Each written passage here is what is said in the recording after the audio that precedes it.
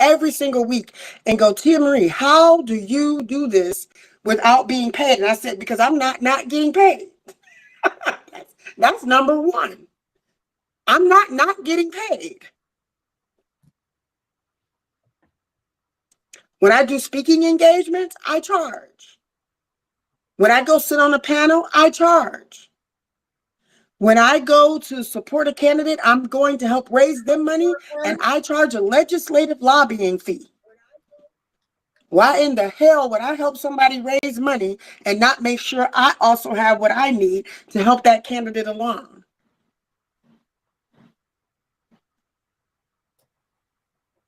Let's be clear. This is work. We have the opportunity to change what is happening in our community. Is it going to be fast change? Probably not, because there's a lot of resistance. But can we be effective if we stay the course? I have some fights I've been in for 18 years in my district. I have some fights I've been in for 2 years in my district. The issues that I've been able to coalesce the most support around are usually the things that get passed and moved along a lot faster. The things that I struggle to still get folks along with may take a little bit longer, but I never wavered. Never wavered. I started in the long haul. I planned to be in it until I saw the changes that I wanted to see. And we have to begin with the end in mind. We have to begin understanding that from jump.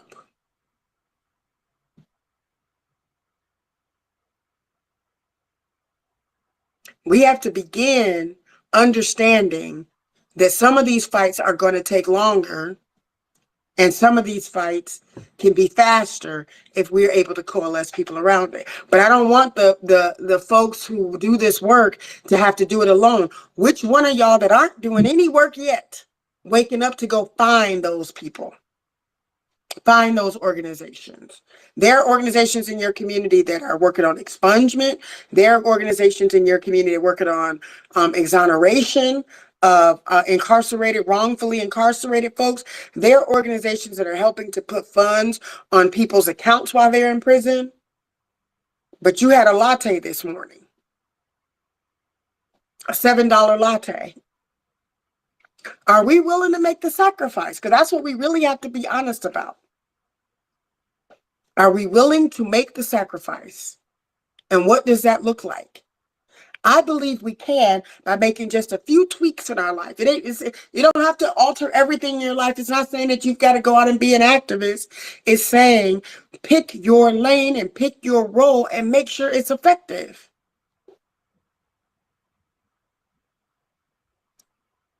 You know, I stopped watching the news many, many years ago.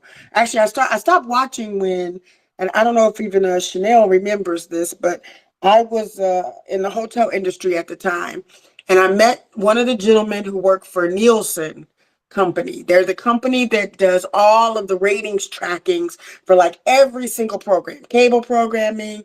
They actually now currently they do social media as well, but back then social media was not as prevalent. It was like 92, 93, and it was just kind of coming on. I think at the time we only had web pages, not like full, World Wide Web. That was just kind of getting started. And I found out that all of these companies, I said, how in the world does anybody know? Like when you hear something that says, 40 million people watch the Super Bowl from all over the globe, or 25 million people watched, the BET Awards. I'm like, how do they know? Who's tracking this? Well, this is the company that tracks that. And one of the things that I learned is that how they came about was the news organizations. They created this watching tracking system. And they did it in the late 50s when they realized that television was a monetizable avenue, right? That as much as they wanted information and news and all of that to come out, that television was relatively new and they wanted a way to track and monetize that, right? I know we talk about monetization today as a more modern type of concept, but this is not brand new. From the movies to television, there were folks who wanted to monetize our viewing. And the news organizations were the first to sort of make sure that that was happening. And in doing so, they started to shift the news for the purpose of those ratings and the purpose of that viewership. When I learned that in the early 90s, because I really did not understand that as a young person, it started to make me understand that we have not watched anything that has been news since news ever was news, if that makes sense. And so I immediately started to disassociate any of my viewership to those things, including some of the television programs that come on, including like awards programs and all of that. But anyway, I digress. I say that to say, we are spending, the average American right now, it says to be spending 6 to 8 hours a day watching news. It's the one thing we watch the most of over all other programming. And if that's the one thing we watch more than any other programming, and it's the most untruthful thing that happens to be what we watch, even more than the things like the scripted and unscripted television, then we should be asking ourselves, why are we spending so much time watching that? And if we would trade those hours, because that was the trade I made, I traded those 6 to 8 hours, not in front of the television, not watching news, not even, watching some of the snippets of news. And I traded just those 6 to 8 hours in a day to community work. The first thing I saw was that I started to be fully aware of what was really going on in my community. Not what the news told me was going on in my community, which is lies and misdirection and focusing on all the wrong things, but what was actually going on. It also gave me an opportunity to coalesce with the very people that those things were harming. I also found out that energy into the very thing that was happening in the community helped to educate me on what was needed in the community and who were the players to actually affect the things that were needed. So if you are willing not even to take the full 6 to 8 hours that you might watch the news or spend on social media, and actually trade one at a time, trade 1 hour, one of those hours per month over the course of 8 months, and see how you can be more highly effective in your community, I guarantee you by the second month, you will already start to see results. I have no doubt in my mind. No doubt in my mind. If you make it your business in the next 30 days to seek out 5 organizations that align with your beliefs and your values, align with your beliefs and your values. Don't need to go look for the ones and stop the ones that don't. That'll be a waste of your energy. Go find the ones that do align with your beliefs and your values. Find out what that leadership, what that organization needs from you as a supporter. It might be dollars, it might be time, it might be phone banking, it might be changing policy, it may be going to do legislative action. You find the lane that works for you, but you have to be pro something. You have to be. I am extremely disappointed in people who can't tell me what they're pro anything.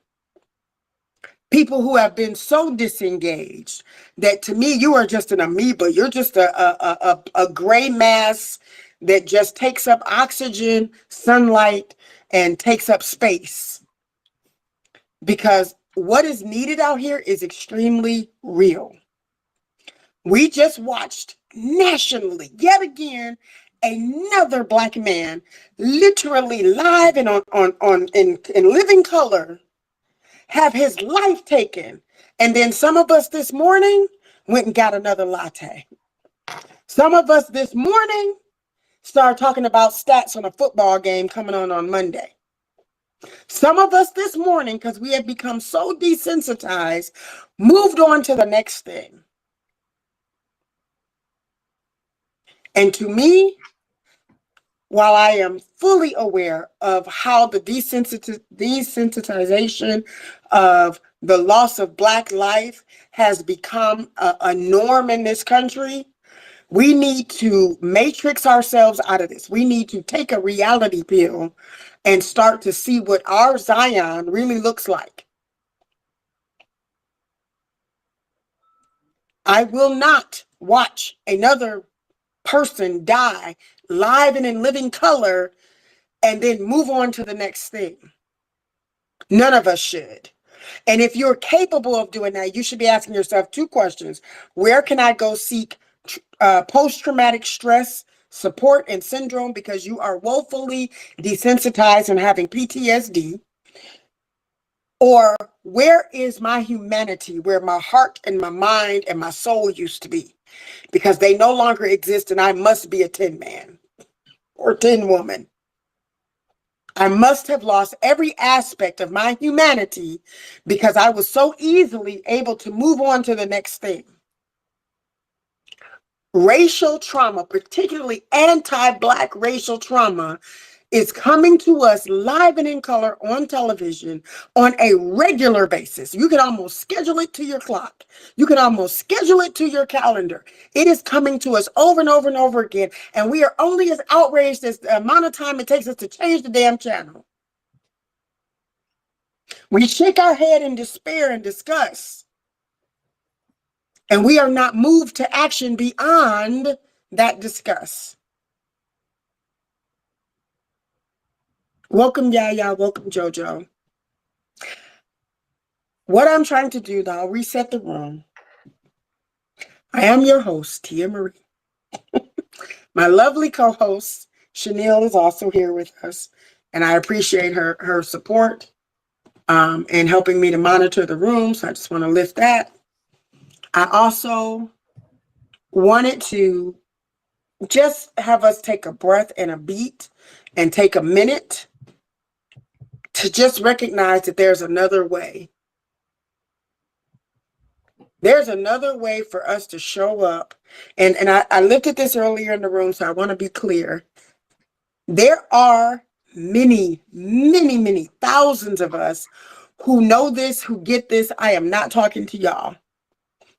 There are some of y'all who have sacrificed beyond all recognition of what a person should have to sacrifice. You have already volunteered as tribute. What I am centering tonight is not your work, because you are making tracks. You are showing up in a way that most people won't understand what your sacrifice has actually been as an activist, as an advocate, as a leader, as a person that affects change. Most people will not understand what it has cost you to do so, to volunteer as tribute, to take that responsibility, to take that sacrifice. So when I am talking today, I am not talking about you. You have instituted blueprints. You have navigated spaces without help. And I commend you, and I celebrate you, and I center you. And I center your work and your effectiveness. The folks I want to talk about in the blueprint today are those who are for the movement, who believe in what the goals are, who believe that they understand that we have to be vigilant, but who have not made the commitment or taken on the responsibility to move to the next stage. Who are not seeking out those very same community leaders on a regular basis to say, how can I help? What can I do? How do I help you? How frequently do you need the help? Where are the gaps?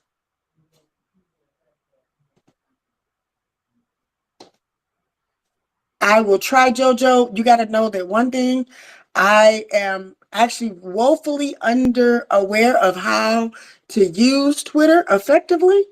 So I don't even know if I can change it without shutting this entire space down. So I hear you, brother. I love you. You are right. But I don't even know how to do that.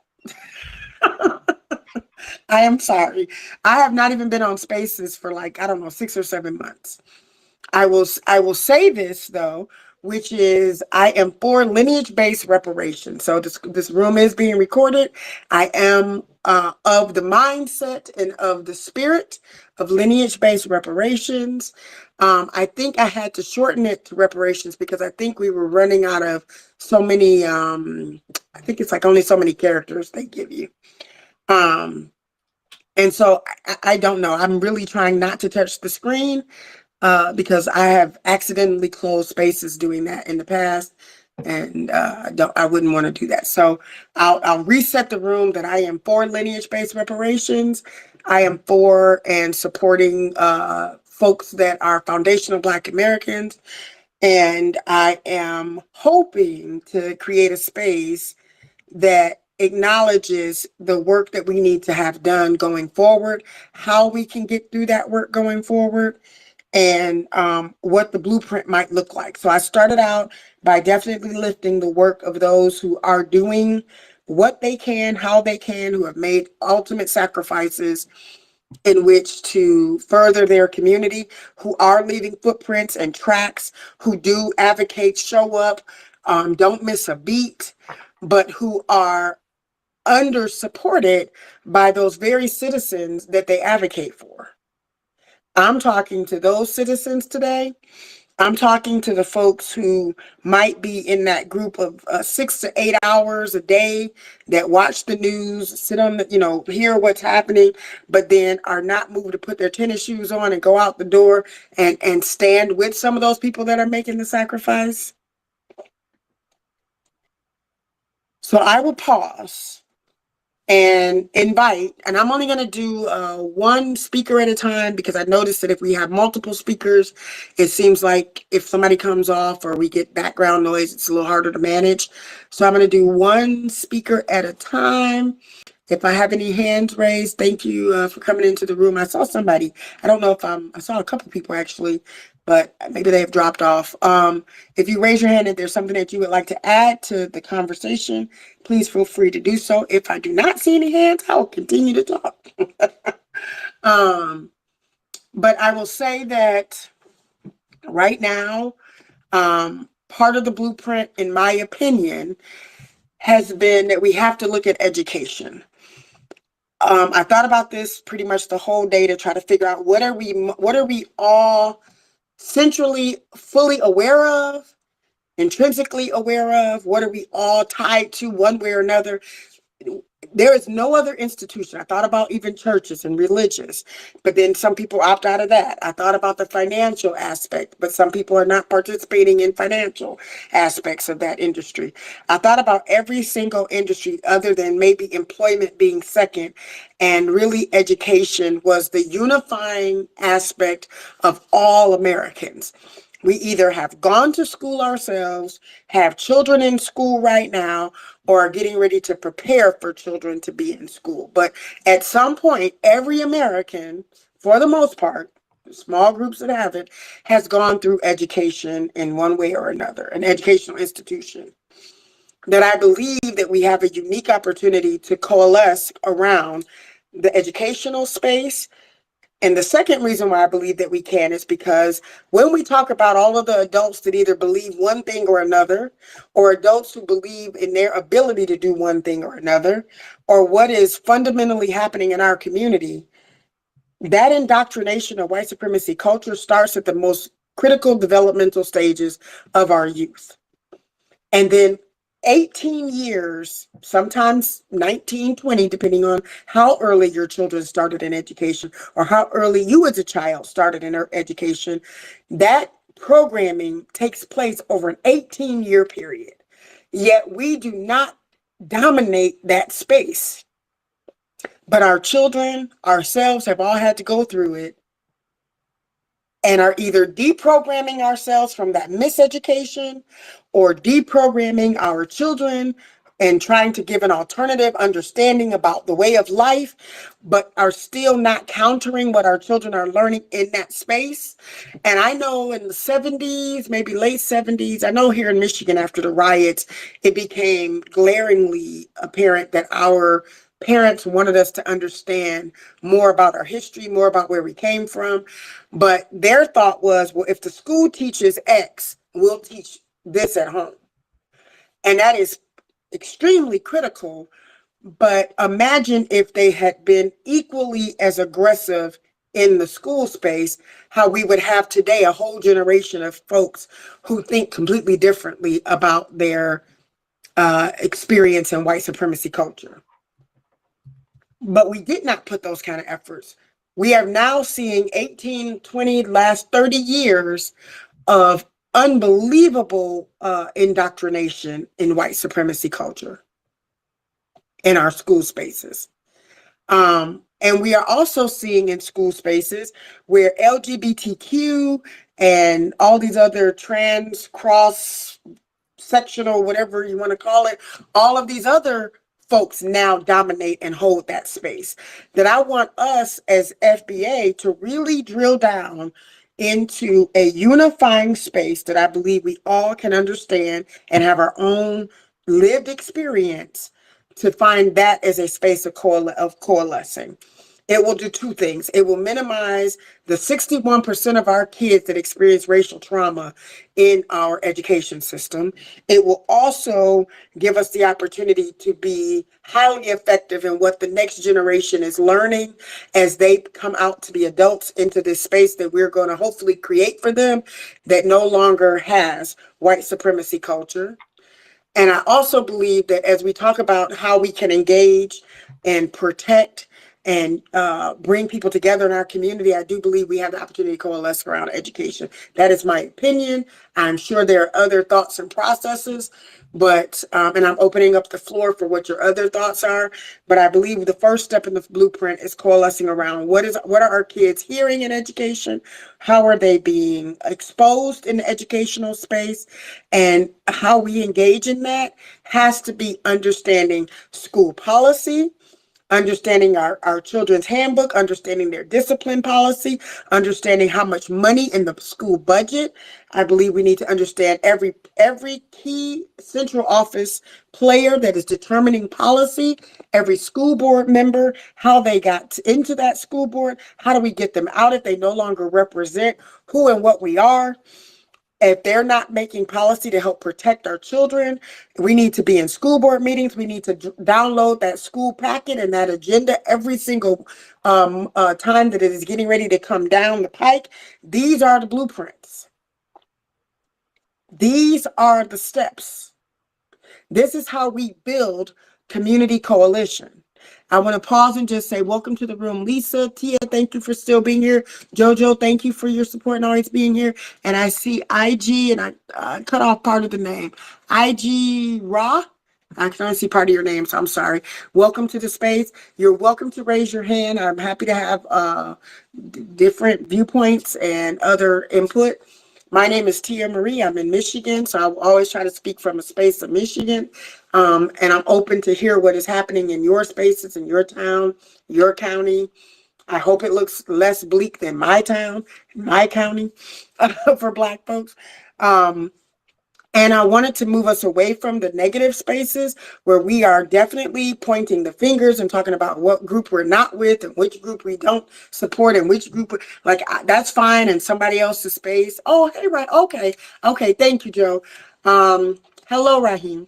I only saw part of your name in a little part of the chat. I am not versed on Twitter or Twitter spaces, so please forgive me in how these spaces work and how to manage this page. I'm going to invite my sister to come and help me to manage this space, because I really do not know, and I don't want to close the page by accident.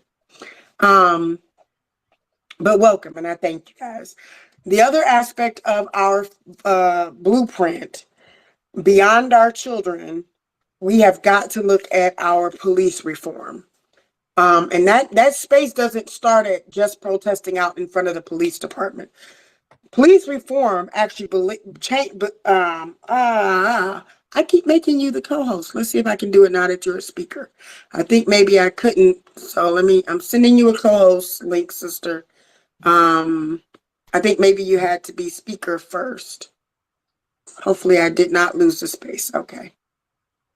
Let's see. Guys, please forgive me. Just give me 1 second here. There we go. Raheem, I think I opened you up to speak. I hope it took. Did it take? Try to come off mute. Okay, it made me a speaker. Okay. I'm trying to make Chanel my co-host. So just give me one pause so I can try to make her co-host. I'm sending you a co-host invite again. Okay, go ahead. You can come off mute and speak while she figures out that part. All right, peace and Black Power family. This is Raheem. You wanted me to speak, or you was waiting for someone else to speak? Oh, no, no. I thought that I saw you request a Oh speaker, yes. so I was letting you speak. Yep, go Oh, ahead. oh, okay, okay. No, I just tuned in to what you was talking about, and my documentary actually deals with the school to prison pipeline, and we talk about how children, they don't actually drop out of school until parents drop out of their lives. And that was something that we were seeing. We were seeing that, we talk about Black youth and particularly boys, and how they're more than 3 times likely to be suspended than their counterparts. But what a lot of people don't know is that Black girls are 6 more times likely to be suspended than white girls. So there's a disproportionate, when it comes to suspension, when it dealing with the school to prison pipeline, but also as you mentioned about running for office and running for school board, right?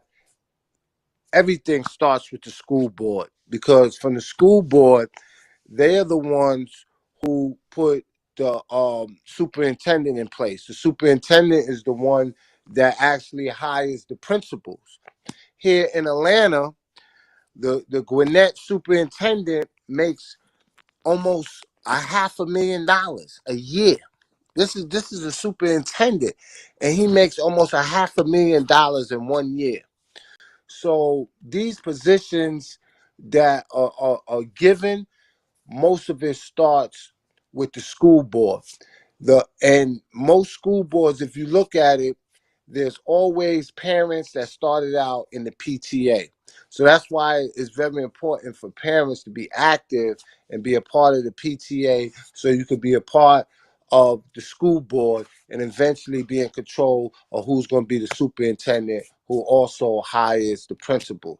So it's not hard for us, especially if you live in an area where we are in control and we have the numbers. It's just about getting the right people in there and taking over. And that's what we got to do. And with that, I'm going to land my jumbo jet, as they say. And I'm just here, man, listening, learning, and vibing with the FBA family. We appreciate that. You're absolutely right. Thank you for lifting that. I'm glad that because that was another part, which is to talk about how do we get to school board. School board, the path through that is the PTA, PTO, depending on what your school may call it. And that is correct. It is finding out where those positions are. Any parent can join the PTA, PTO. The membership fee is $10 a year. That's all that it costs. And the PTA and the PTO are a national nonprofit and policy advocacy group. Look up your PTO and your PTA, look up your local chapter, look up your state chapter, and look up the national chapter. They have agenda items, they have lobbyists, they have folks who write policy. That is going to teach you a lot about how things happen in your district. So I'm very glad that you lifted that, Raheem. And then, as you mentioned, the superintendents, there is a document that you can get. I believe it's from your school board of education for the state that lists the salaries of every superintendent in your state. It doesn't list the assistant superintendent, but it does list the superintendent, and Raheem is 100% correct.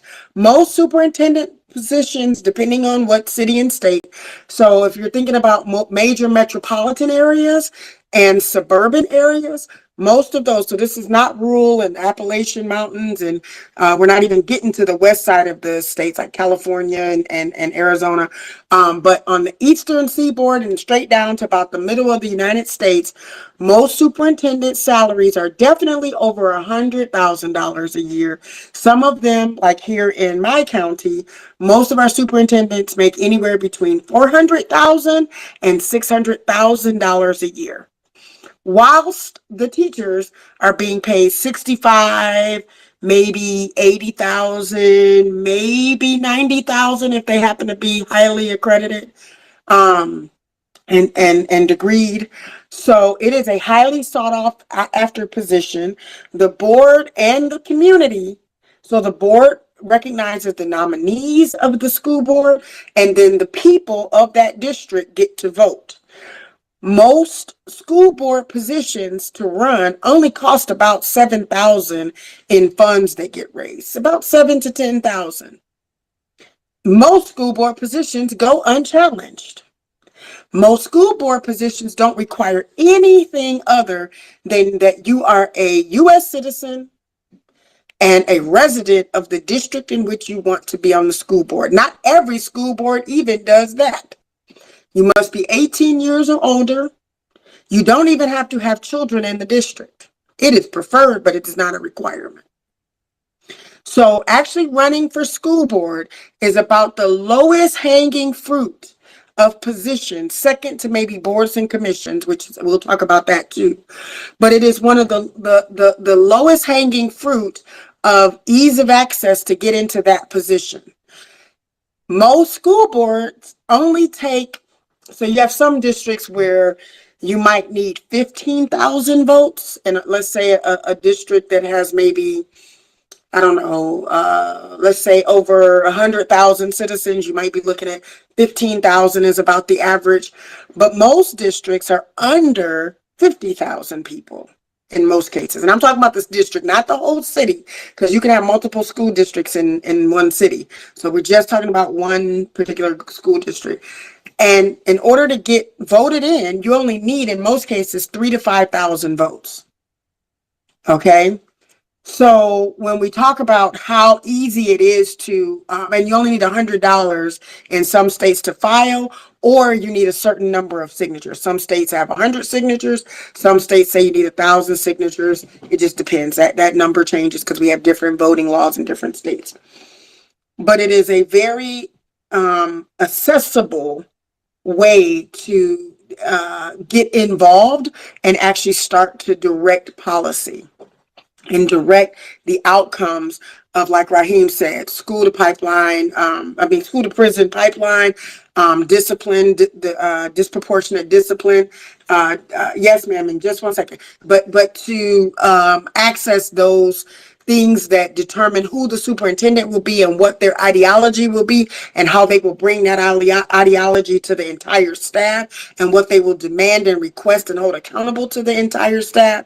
So the school board is why I believe that it is the school engagement and school participation and school politics and policy are the most accessible, engaging space to start this coalition around what we hope the goal will be, which is eradicating anti-Black racism, right? And white supremacy culture. Okay, so let me just see who I have here. One moment, I'm going to pause. I see that there's a request to speak. Hold on. I'm going to let Chanel go because she is my co-host that wants to interject. And then I had someone else I thought that requested to speak, but Yeah, okay. I got him in. Willie Dynamite, I got you. I just wanted you to touch real quickly, but I want to say this first. Y'all, listen. If you want to get your pen and paper out and take some notes, this would be a great time to do that. Tia Marie is a huge wealth of information. She's almost like an encyclopedia. Okay, she talks a lot of fast, real quick, because so much information in her head that she has to get out. So if you guys have any questions, please, you can put it in the chat. You can also request, and she will answer them for you. She is extremely knowledgeable in what she's talking about. So I definitely want to put that out there. Secondly, Tia Marie, when we were talking earlier, when you were saying that the parents kind of waited too late because we're not involved in our school district and how the kids were getting expelled, from school. Can you just touch on that just a little bit, and then you can just go on? But you have to do it right now. But I just wanted to say that too. When Raheem was talking about this superintendent, it kind of brought me to that conversation that we had earlier. Okay, thank you. And I do apologize, you guys. I do talk very fast. I apologize. And I tend to lose my voice because I talk literally all day. So please interject, ask me questions, whatever you need. I do see a hand up. Let me see. Do I just take it? What do I need to do? I just, Willie, you can speak. Willie. Oh, okay, go ahead. Go ahead. Willie, come off mute. How's everybody doing? Peace, everybody. Razor Bow, that's you. Hey, Yes, Razor. ma'am. How you doing? Yes, ma'am. My original account got shut down, so this is the new account. I appreciate everybody following me. You know, I give it up, I follow you back. Um, I didn't want to hold up the space, and I didn't want to curve the direction of the room, but I came in here to let the brothers and sisters know that the murderer of our good brother Jordan Neely has been identified. Uh, the suspect at hand, his name is Daniel Penny, also known as Danny Penny, a Marine out of West Islip, Long Island, New York. I just wanted to share that information, and with Sisters Tia's, Maria, I'd like to put the information in the Jumbotron, and then I'll yield my time. So thank you, Willie. I don't know how to put it in the Jumbotron, so if you I'll do, put it up it's there for nice. you. I just wanted your You do? permission. Okay, there you go. Yes, thank you. Thank you, Tia. Thank you for the information. Yeah, I'm not as versed on Twitter. I literally try not to touch the screen. But thank you for lifting that and for just giving us a pause and just a reset. So thank you. As I mentioned earlier, I cannot watch and will try not to watch another live and in color broadcast of how we are being executed out here. It's just so I just want to pause and just take that moment in. I do want to thank a couple folks for being in the room. Let me just see here. Let me go. How do I get back to? Oh, there we go. I want to thank. I have Lisa in the room. Oh, I have Nikki the God. Hello, Nikki. How are you, dear? I haven't talked to you in a while. How are you doing? I got Raheem. I got JoJo. I got, let's see. Oh my goodness. Oh, Marcel, how you doing, brother? I got Lisa. I got the midwife. I thank you all for being here. I appreciate you all. Oh my gosh, I did not know if I would have 5 people in here, let alone the people that I have. So I'm very honored. You all know I don't get on here very often, so I just wanted to take a moment. I've been out here in these streets, making sure that some of the policies that we need to get done here in Michigan, particularly around reparations and around, we have an education bill that we are pushing through the state right now. We got 83 counties in Michigan, so we are getting ready to have a march coming up on May 11th. And so I've been planning that, been doing some other local things. We did a Black History tour in the city of Detroit this past weekend. So forgive me for not being on Twitter, but I've been trying to, do some things. But I also wanted to, hey, Perry, I've been trying to make sure that we are talking about how we can move forward, how we can affect change, and what that actually looks like step by step, what that looks like, just in a little bit of, snippets, nothing major tonight. And I'm certainly open and hopeful for anybody that wants to, connect after the fact. So please let me know. I normally share what I do. I share it so that we can be effective in what we do, and so that folks feel less intimidated, less, kind of like, oh, I don't know if that's what I want to do, and that you are more likely to lift into the responsibility and the accountability of what change looks like. Because I think those are 2 key elements that are missing as we talk about activism and as we talk about how we are going to actually affect change in our community. Being accountable to the change that you want to see is one of the most resistant aspects of our movement. I also want people to understand that there are multiple levels there. You're going to see activists who, as I mentioned before, are literally making the ultimate sacrifice. They don't sleep, they don't eat, they travel, they spend their own money, they try to get resources, they try to, go and knock on doors and go find people that will support what they're trying to do. And I want us to flip it. I want us to be the kind of citizens that go seeking them out, that spend our entire month finding 4 or 5 organizations and 4 or 5 candidates that do align with our beliefs and our constitution of how we function. Let's make their jobs that much easier. Let's find what our lane is. Maybe you're good in accounting and you can help somebody that is running for office stay on top of their accounting and on their treasury work and on their reporting and their filing. That is one of the hardest things for a candidate to do. Maybe you can find out who that person is in your community that is trying to expunge people's records and see if you can't go and help phone bank for an hour. I found that I can get through 40 calls in an hour if I phone bank and help out a group that I believe in their efforts. I can do that sitting at home on my cell phone, call 40 people and call it a night after 1 hour. And I've helped share the message and share what's necessary out to 40 more people that person may not have been able to reach or that organization couldn't share the good word with. You want to know why these other groups and other organizations win? It is that they're willing to volunteer as tribute for the sacrifice. They're willing to take on the responsibility of their community. They say, my community runs through my veins. What is necessary and needed, I'm willing to do my part. And your part, if it is not leaving tracks in your neighborhood, you're not there yet. You're not there yet. You can get there. I believe in you. I believe that you are capable. I believe that your heart and your mind want to do more. You just have not seen what doing more looks like because we are woefully missing the kind of organization and coalescing that's necessary. I'm not going to say we're not capable of organizing. We are, but we need people that are going to go knock on the doors of the activists. Let me put it to you that way. I want to see those people go knock on the doors of the activists, knock on the doors of the people that are already doing this work and say, what can I do to help you today? Because the work's been done. We don't have to go create anything. But we have to be willing to take responsibility for our part. Chanel, I think hands are up. For some reason, I'm not seeing. I think That's somebody okay. did have. Are you Yes. seeing it? Okay. Are you the one? Okay. Yes. 'Cause I'm like, I see it for a second. So are you doing the letting them in? Okay, good. Yeah, and I If just you want can to do say it, real please. quick shout out to Marcel because I was talking about Marcel earlier. This so Oh funny yeah, 'cause I was talking Marcel about is you one of those earlier, people.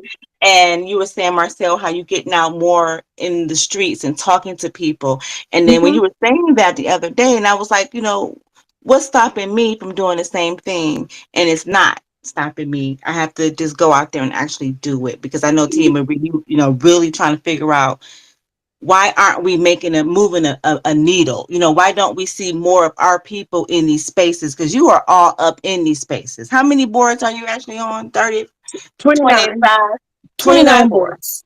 I'm on 2 school boards. I'm on the Board of Regents with one of the universities for the state. I am on 2 school boards. I am on 29 boards and unfortunately, and counting. I get asked to be on even more boards, but I usually go on board so that if there is grant funding or scholarship funding or whatever kind of funding, I can direct back to my community. And at this point, it's been almost $1 million over the last 8 years, which is not much. I get it, but I started learning along the way. So my beginning years were much more slim, but getting dollars directed into my community through policy and getting dollars lifted into the space so that our children don't have to experience as much racial trauma, so that they have voice and they have the resources and the kind of culture and environment that they need around them. And that is not just me alone. That is from coalescing with many, many people that believe in the same outcome and the same goals and that want to help eradicate racism the way I am passionate about eradicating racism and particularly anti-Black racism. And I center Black people, our center, our goal, and I live relentlessly to see that through. And And so what our are some brother of the Marcel is another one. and what are some of the pushbacks that you get? The fact that you actually do center Black people, and that's one of your main talking points in getting results for our children in the school district. So one of the first things is that immediately all of the intersectionality questions start coming out. Well, what about this group? No, what about that group? And that's not just from the opposite sides of us. That is also within us. Most of my opposition tends to come from either us saying, well, don't talk about reparations. We're not going to win on that, or we're not going to, we got to figure out a way to say reparations without saying reparations. I hear a lot of that, and that's fine. That, I'm not going to spend a lot of effort trying to convince somebody that don't want to have the conversation. But I will say where it is, and I don't mind that people have different thoughts and views, because their thoughts and views don't necessarily change anything. I am more concerned about those who are in charge of policy, who can, direct dollars and effort and lobbying behind anti-Black policies. Now, those I will zero in on. And those are just going to be a fight, because we are not only fighting for the resource, but we're also fighting for the power of the position.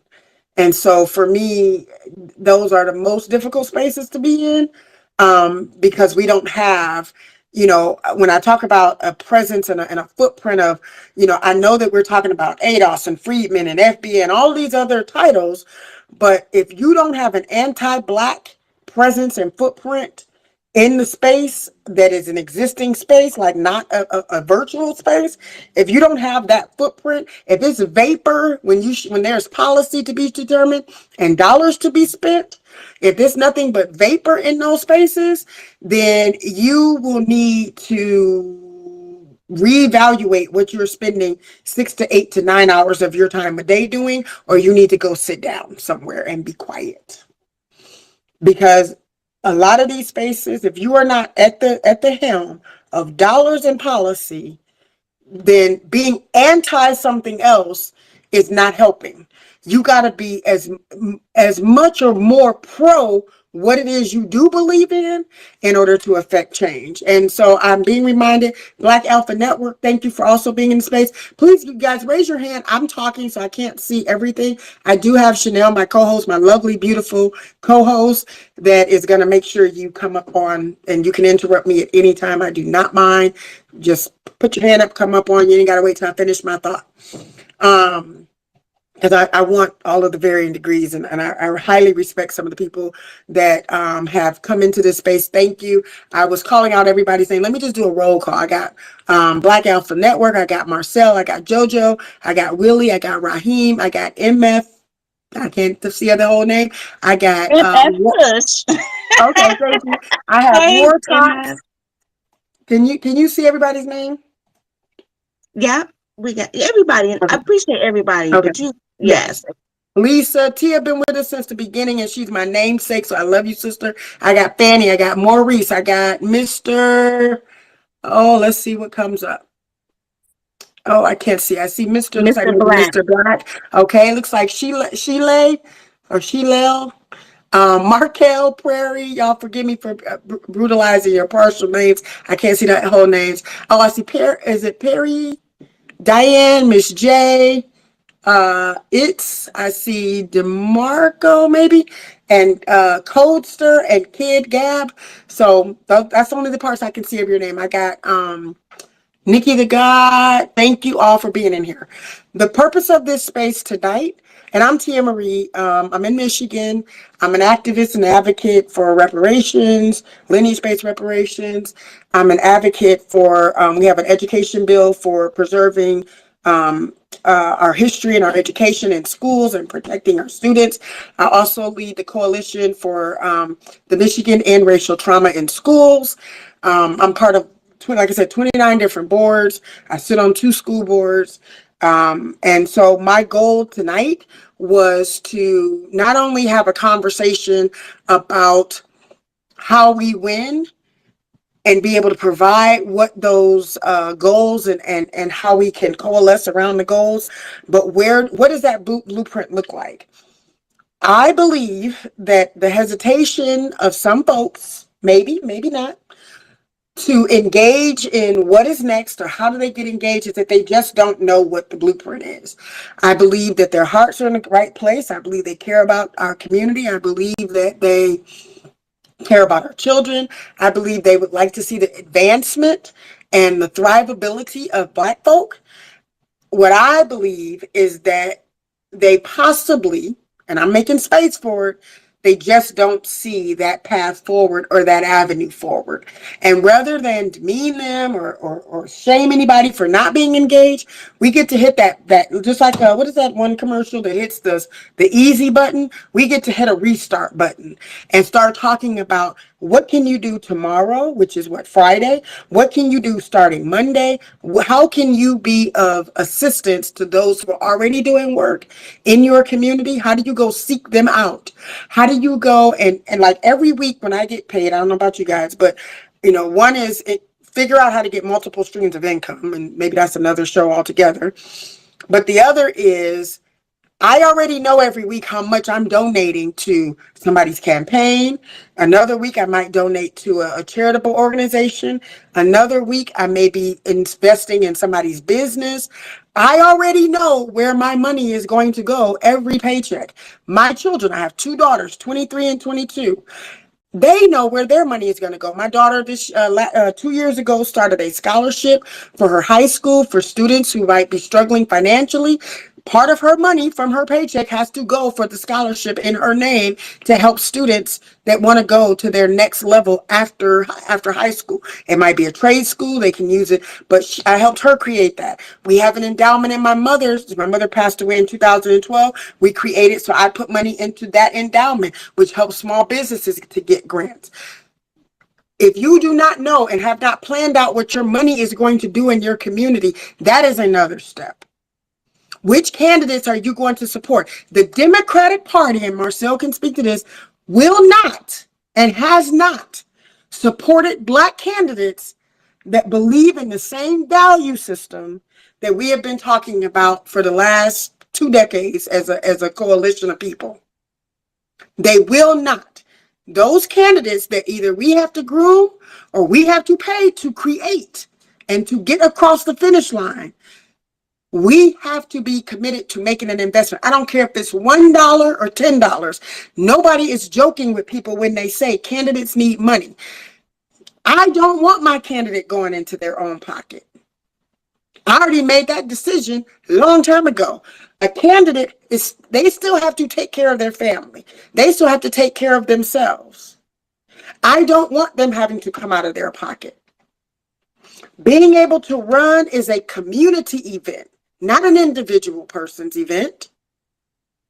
Being able to see somebody that volunteers as tribute to represent your community, and if you don't like that they are, you volunteer and you get the same support. When that person volunteers as tribute and I give them $20, $50, $100, $200, whatever I donate, I am donating because I just bought my $10 space into the space that they're going to go represent. I just paid $100 so they can go represent where I cannot be because I work on Friday or I have to take my kids to soccer on Saturday, but Bobby Joe is going to go and make sure that at that policy meeting, I'm represented. That's why I contribute to a candidate. Not because you're lining their pockets. Any dollar you give them, the only people that's doing the wrong thing with money and politics is the wrong people. When you curate and put the right person that you groomed, the person that you created in that spot, every investment you make is so they say the words and they say the purpose and they carry the message that you created. That's why you pay to get them across the finish line. And if you have not allotted How much of your income a month is to not only get your candidate in, support your candidate through the candidacy, get your candidate into office, and then sustain them there, because your money doesn't stop once they are there. You have to sustain them there, and then you have to protect the policy that they put into place. If your money is not allotted to preserve that space, then when you go on to any social media and complain about a thing you don't like in your community, please be quiet until you open your wallet. Do us a service, be kind, and please be quiet until you open your wallet. If you believe that Black businesses don't permeate your community, please be quiet until you're ready to open your wallet to sustain those Black businesses in your neighborhood, since they don't get loans and they don't get grants and they don't get support. If you are not flooding their business and getting your neighbors and your coworkers and your churches and your motorcycle clubs to go and make sure that the barbecue place on the corner and the hair salon and the boutique that sells clothes and the brother that makes sure that the right music is in the neighborhood and the financial investment organization and the people that want to do the architect that wants to build new houses, their business stays open by putting your $10 and knowing that you're going to put your $10, $50, or $100 into their business every month. Don't complain about not having Black businesses in your community. Please do us a service and go sit down and be quiet.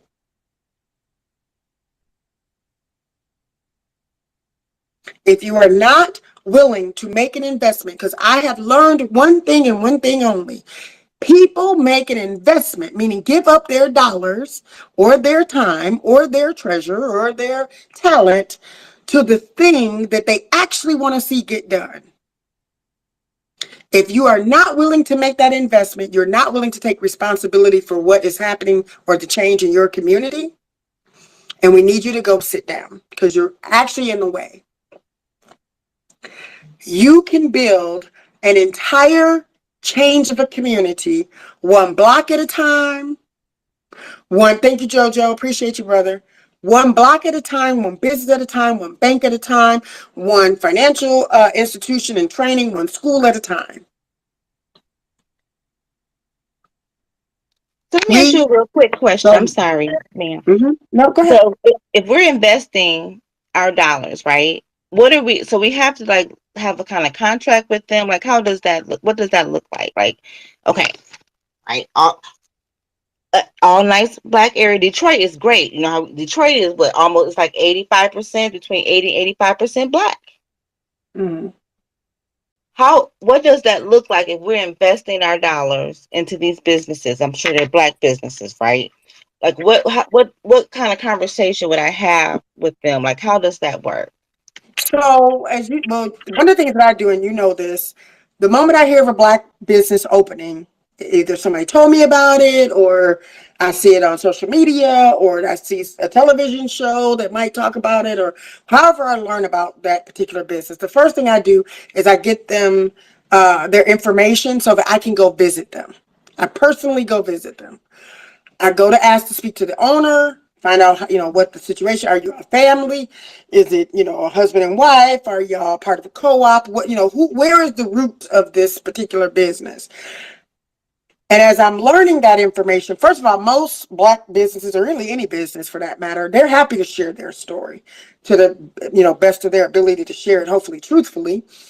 But the other thing is that I ask them, and what do you need? So you're a Black-owned business that just opened up in my neighborhood. As I get to know who you are and I get to learn what your story is, it determines if my next question is, how can I help you? What do you need? I ask, what do you need? Because I may have a talent or a treasure, or I may be able to make an investment to that need. The other thing is that if I find that they are in alignment with the same beliefs that I have, they believe that there should be lineage-based reparations. They believe that the thrivability of a community lies within these dollars being able to show up in the community in a way that create more businesses. As I am having that understanding with them, I am making the next determination is, am I going to share their business with other people within my network? so that every space I go into and I say, you need somebody. So I just worked with a company that did the decorations for a baby shower that we hosted. We hosted a community baby shower, and I was looking for a Black caterer. I looked for a Black florist, a balloon artist, a decorator, somebody make the cakes, a space to have, like every aspect. I looked for a certain kind of Black business to put this whole thing together. And one of them was a new company I had not heard of. And I said, I want to give you my business, but I want to share your business with my networks. So I made sure that people that were following what we were doing with the baby shower were aware of the vendors that we were using, that we shouted them out. We made sure that day we talked about them. We made sure all the guests, because I did a little card for them to know who our vendors were. Some of them had sponsored parts of the event. Some of them had been paid for their parts of the event. I listed how much they were paid for the event so the people would know how affordable it was. So there are so many things that you can do to figure out how and where you're going to invest that dollar into that particular business. And what I tell people is that, and when I don't have money to invest, so there have been times when I'm like, wow, I really love your business, but I've given the money that I'm allotted for myself for this month, but I'm going to help you get dollars from all my friends. I know that this friend needs a lawyer. This friend over here asked me for a decorator too. I don't need decorating services, but I'm going to make sure you get paid because my friend is looking for one. So I do a lot, and this, I do a lot of cross referencing so that we lift up those particular businesses that we know support and believe in our things. And what I ask for in return is when it is time to invest in a candidate, I have banks that I've also, and credit unions that I've said, I need to open up a garden in a community that has a desert, a community that is not even on their radar. I need $50,000, $25,000 to build a community garden, because this is what will help the people that live in that neighborhood. We give out 1,100 backpacks every day. That is through sponsorships. So those same businesses that I help to bring money into are happy to sponsor something that we're trying to do in the community, because we have cross-sectioned those interactions and those relationships. So that's the long story to how to invest those dollars. Yeah. Guys, Tia Marie has such a huge range, a very large range information. She's like an encyclopedia. She's going to talk really fast. She goes through a lot of information. I would say if you get your pens and paper out. Originally, we were talking about, the education system and how as Black Americans need to really, move forward in that area. And there's different ways on how to win at this game. Because as you know, if you all maybe know, you see other groups moving way past forward, right? And we are really lagging behind. And I feel like, and I said this before, guys, it's okay to acknowledge the truth. We need to get far ahead and we need to move quickly. And it can be very overwhelming. And this is why we started this space, how to win. So what I'm going to do is, in my neighborhood, for that, I'm going to go to all the Black businesses like D-Loft. I think he's moving too, but I know her. She just she came. I'm going to go to the Black businesses in my area and ask them, what do we need and, how I can support. So that's number one. Thank you very much. So what's another step in education that we can do? That's huge. So I know some people joined it a little bit early, so I'll just reset. One is you do need to join your PTO, your PTA. Those are the PTO and the PTA is from a national policy based, and most people don't realize that. They think the PTA is just the people that have, I don't know, the carnival at the school or whatever. The PTA is a policy advocating organization. The PTA, PTO, whatever your school may call it, your school may even have both. Join that organization. It's $10 nationally, $10 for the whole school year. And you have as many kids as you have in the district. It's not determined by how many kids you have in the district. Once you pay to be a member, you are now part of this national organization. What is happening in that organization beyond the carnivals? So look beyond the carnivals. I'm not saying don't help with the carnivals and the teacher appreciation week. All of those things are very fun, and by all means participate in that. But I need you to get on the board of the PTO so that you know what is happening on the policy side. They actually endorse candidates and support candidates for school board. They actually help and put in their 2 cents to the school board for who is the superintendent in that district. They are also heavily involved with the educational foundation of that school. Education foundations were started during integration of schools. They were started as, and I'm going to forget the name of it. It was for not school vouchers. Oh, I can't think of the name of it. I'm sorry. But when white folks want to take their kids out of schools because they didn't want to integrate, they created educational foundations. They started pulling their money out of the schools, pulling their money out of every entity that was causing them to integrate. And they started to make sure that these educational foundations pay for the things in the district that the school as a state entity would not pay for. And so when the states were saying, if you don't integrate, you're not going to get your state funding, those education foundations started to be created as like endowments and trusts and nonprofits and private foundations in which to take the money and be able to put your kids with vouchers into private school, or what they called, I think they were called segregation schools or something along. I can't, maybe they weren't that explicit, but they were separate type of schools that you basically could determine how your kids went to school. This is before they got really, really classy and tried to now do redlining, which took care of the heavy lifting for them. But those education foundations still exist today. Some of them with the same original language for these separatist schools, but that's neither here nor there. If you go deeper, you'll find out what's actually in your educational foundation. I actually served on the board of mine here for 5 years and learned a lot of this. But those three entities, the Education Foundation, the school board, and the PTO or the PTA, and one more group which is attached to the courts, they call them youth assistants or community coalitions. It's like another group that is sanctioned by the county in partnership with the court. And you need to know that in your district, because a lot of people go to those entities thinking that they are a source of allyship and support and that they're there to help wrap around your family, but they can be slightly problematic as well too. And that may be another whole show just talking about breaking down education. But the reason why I lift that education is the unifying palette for all of us is either we have ourselves have gone through school, we currently have children in school or had children in school, or we are about to put a child in school or put, ourselves go to further our education. School is the one institution that has the most impact on us for the longest period of time beyond employment. I wanted to kind of focus on employment, but some of us are in the employment sector in very different ways. So I can't necessarily say that that's as unifying as education is. I also picked education as a way to coalesce around how we win. It's because two other reasons. One is that is where our Black children have to go, and it is the one area we don't dominate. In the culture, in the education, in what is being taught, we don't dominate.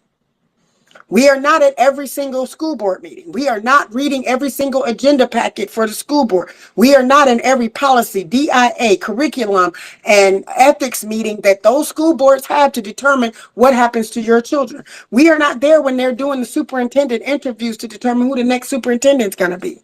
We are not there when the curriculum and the central office folks are talking about what's the new student code of conduct for discipline. We're not there when the district is going every 5 years through their strategy meetings where they open it up to the community and 2 people are sitting in the audience. We are not there. We're not dominating those spaces. And so we need to be dominating because it has the most detrimental generational effect on our families. So if you don't know what level to engage in, start there. Start on the PTA, PTO, whatever parent organization your school has. And then the next level after that is school board. The reason why I pick school board is because, again, it is low-hanging fruit for getting involved, because the bare minimum requirement to be on a school board is that you have to be a U.S. citizen, 18 years or older, and in some cases, not all, because some school boards don't require this, you have to be a resident of the district that you're wanting to be on school board for. But at bare minimum, it's a very low hanging fruit area to get in accessibly without a lot of experience. You don't have to have degrees and all of these other things. And you are, in most cases, voted in by the citizens of that community. Most school boards only need anywhere between 3,000 to about 5,000 votes in order to get onto a board, depending on how many people are choosing to run. That can vary. But I'm looking at a community that's maybe 50,000 residents or lower, maybe 60,000 or lower. The other thing is that in order to run on school board, you only need anywhere between $5,000 to about $10,000 to run. Now, what most candidates don't tell anybody, and this is where people are all jaded about the money that is needed in candidacy, is they don't tell you that the lawn signs are $3.75 to $5 a piece if you want them to be double-sided. That is the bulk of your cost. The other thing that they don't tell you is that all of your printed material, when you do your postcards, all that crap that you guys look at and throw away, because I do the same thing. I get 40, 50 postcards a day from every candidate running for everything. They have spent enormous amounts of money on that in order to get their messaging and to reach the spaces and the corners of the community that they will never physically go to. They also may pay for people to do phone banking for them. They may also pay for a commercial and for billboards. So that is why you have to already commit every year in your mind that you are going to pay for your voice to show up in their candidacy, because it is expensive. And I personally do not want my candidates coming out of their pocket when I know that they have volunteered as tribute for this position. This is not, most school boards are non-paid. Almost probably 95% of them are non-paid. And so they need our support so that they can get into the entry level, which is school board, in order to, one, create opportunities to change who the other school board members are, to create opportunities to change the superintendent and the school culture and the school environment so that our kids that are experiencing racial trauma is 61%, that we can start to decrease that. Our students here in Michigan experience racial trauma at 61%, more than any other trauma in school, more than sexual trauma, more than violent trauma at 36 and 31%, more than drug abuse trauma, more than any other trauma combined. Our Black students in schools are experiencing racial trauma at 61%. And do not believe for a second that's just in predominantly white schools. They're experiencing racial trauma also in predominantly Black schools, because white supremacy culture does not know any race or any creed. Anybody that wants to be the purveyor of white supremacy culture and the protector of white supremacy culture can join. So please don't think that if your child is in an all-Black school that they are somehow protected and covered in the protection of no racial trauma. That is not the case. So how we start to change that, because I do believe there is an urgency and there's a crisis. If our generation of children cannot function, cannot think, cannot process, cannot focus because they are under undue anxiety, depression, and stress from racial trauma in schools, then we are now participating in the cultivation of the next generation of traumatized kids in white supremacy culture. That is why we have to participate in what's happening in education. That is why we have to show up. Because if you're not going to go to make sure that kindergartner sees something different in school, so when they turn 18, they become a citizen of the community, to open up a business, to make change happen, to follow, to continue the policies that you started, then go sit down somewhere. Because while we are all out here pushing for our new careers and our own businesses and trying to shine on every other platform we possibly can shine on, that kindergartner is being shaped in white supremacy culture as we speak. The Black child and the white child is being conditioned in that space. The Asian child is being conditioned in that space.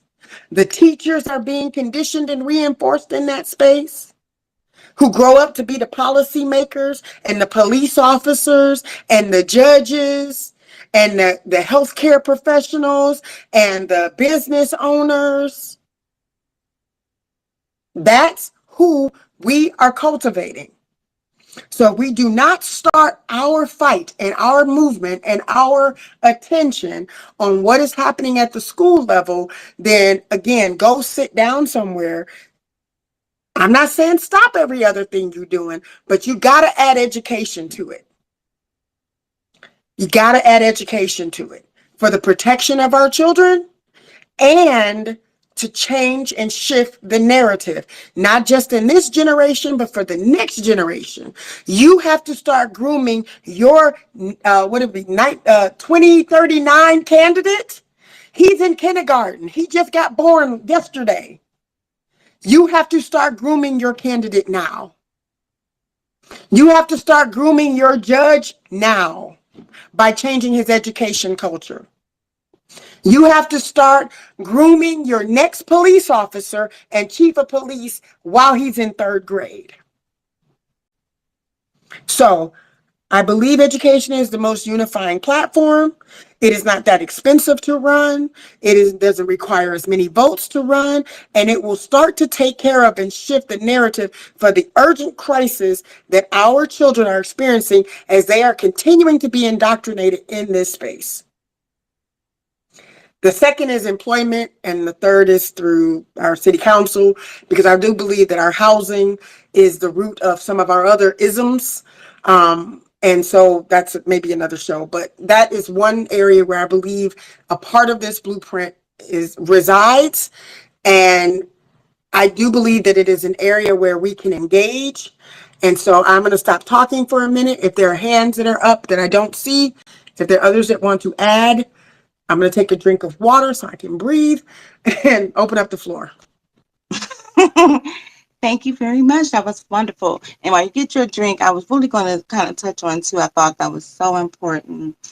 How our Black boys, how their environment and their experiences that they're having in school, and how the fact that they're not prepared for the workforce, and how it's important to be, at least like I'll say me, I'm not going to run for candidate at all. That's not me. So it ain't going to happen. But what I can do if I'm not, so some of the things is being really involved in what's really happening and how we can find our lane. That's the best way I'm going to say that, because everybody's different. I know I'm not about to do that. I don't even want to talk because I'm going to say something wrong. So I work behind the scenes. That's my role. Everybody have their own lane. So I just want to say that I don't see any requests. Anybody want to say anything? Because it's so important, because the children are our future. And if we're talking about generational wealth and being able to not become extinct as Black Americans, I think it's so important.